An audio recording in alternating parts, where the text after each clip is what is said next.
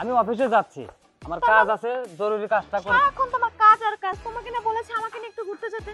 তোমাকে নিয়ে তো ঘুরতে যাব, তোমাকে আমি বলেছি আমাকে ঘুরতে তোমার নিয়ে যেতে হবে, মানে যেতে হবে। আগে অফিসের কাজটা শেষ করি, তারপরে নিয়ে যাব। আজকে যেতে হবে মানে যেতে হবে। তুমি তো আমার ওয়াইফ, তুমি যখন যেটা চাও আমি তোমাকে তখন সেইটাই দেই। আমি কোনো বাহানা শুনবো না।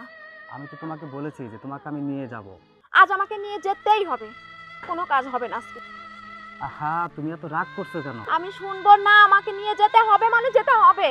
আজকে আমার অফিসে কিছু জরুরি কাজ আছে, কাজটা শেষ করে তোমাকে আমি কালকেই ঘুরতে নিয়ে যাব। লক্ষ্মীটি, তুমি রাগ করো না। শুধু কাজ আর কাজ, একটা মেয়েকে সময় চায় না তার হাজবেন্ডের কাছ থেকে।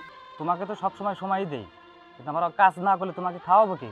আমার তোমার কাছ থেকে সময় চাই, আমার তোমাকে চাই। তোমাকে কি না দিলাম? তোমার নামে বাড়ি গাড়ি সবকিছু করে দিয়েছি। আমার বাড়ি ঘর দরকার নেই, আমি তোমার ওয়াইফ। তুমি যদি আমাকে ঘুরতে নিয়ে না যাও তাহলে আমাকে কে নিয়ে যাবে? ঠিক আছে, তুমি একটু অপেক্ষা করো, আমি অফিসের কাজটা সেরে তারপরে তোমাকে আমি সময় দেব। যাওয়া যাবে না। তুমি আজকে যদি আমাকে ঘুরতে নিয়ে না যাও তাহলে আমি আমার বাপের বাড়িতে চলে যাবো। ধ্যাৎ, তোমাকে এত মতো বুঝিয়ে দাও, তুমি বোঝো না। তুমি থাকো তোমার বাপের বাড়ি নিয়ে, আমি চলে গেলাম। আচ্ছা শুনো না, আজকে কিন্তু ঘুরতে নিয়ে যাবা। তোমাকে অবশ্যই ঘুরতে নিয়ে যাব, তুমি ছাড়া আমার আর কে আছে? ঠিক আছে। আর শোনো, তুমি আমার কাছে 5,000 টাকা চাইছিলে না? হুম। এই যে তোমার জন্য 5,000 টাকা, তুমি সুন্দর ড্রেস কিনে নেবা, তোমাকে নিয়ে ঘুরতে যাব। আচ্ছা দেখো, এই ফোনটা তুমি গিফট করলাম, যখন যেটা চাচ্ছি সেটাই আমি পাচ্ছি, তুমি আমাকে তাই দিচ্ছ।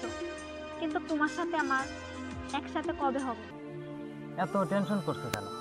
তোমার জন্যই আমার সব কিছু। আমরা খুব শীঘ্রই আপন হব। তাই? অবশ্যই। তা আমাকে কবে বিয়ে করবে?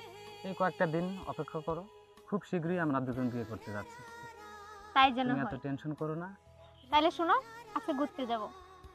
ঠিক আছে, চলো চলো আমরা তাহলে ঘুরতে যাই। চলো। বাহ, এই নির্জন জায়গায় এটা তোমার অফিস? তোমাকে না বলেছে আমাকে নিয়ে ঘুরতে যেতে, তুমি কি আমাকে নিয়ে ঘুরতে নিয়ে যেতে পারলে না? এই মেয়েকে নিয়ে তুমি এখানে, এই মেয়ে কি হয় তোমার? না মানে আমি অফিসের কাজের জন্য, এই প্রপার্টির জন্য আমি ওর সাথে কথা বলতে চাই। এটা আমার জরুরি কাজ। এটা তোমার অফিস, তো ওকে একাকে ঘুরতে নিয়ে যাবে কেন, আমাকে নেবে না? আচ্ছা শোনো, এই মেয়ে কি, ওর সাথে তোমার কিসের সম্পর্ক? আর তুমি এর কথা টেনশন করো না, ওকে আমি দেখতেছি। এই মেয়ে এভাবে তোমার সাথে কথা বলতেছে? কে মানে? এই আমি কে? তুমি বলো না কেন আমি কে? হ্যাঁ বলো। জিজ্ঞাসা করছেন কেন আমি কে? But why? এই মেয়েটা কি বলছে আমাকে শুনছো তুমি? আমাকে নষ্ট মেয়ে বলছে। এত বড় স্পর্ধা তোমার, তুমি কিছু বলছো না কেন? ও কি বলবে? ও বলার জন্য মুখ আছে?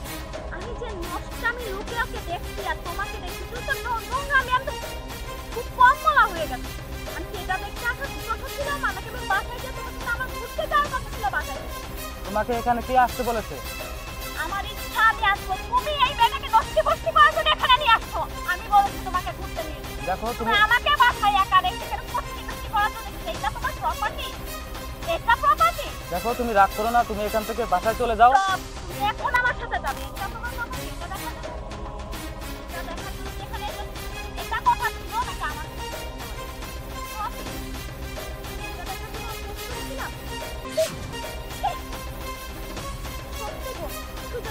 এই হেল্পটা না করছি না, সেই মানুষটাই নোংরা নোংরা মুখোশটা আমি কোনোদিনও খুলে দেখা হতো না।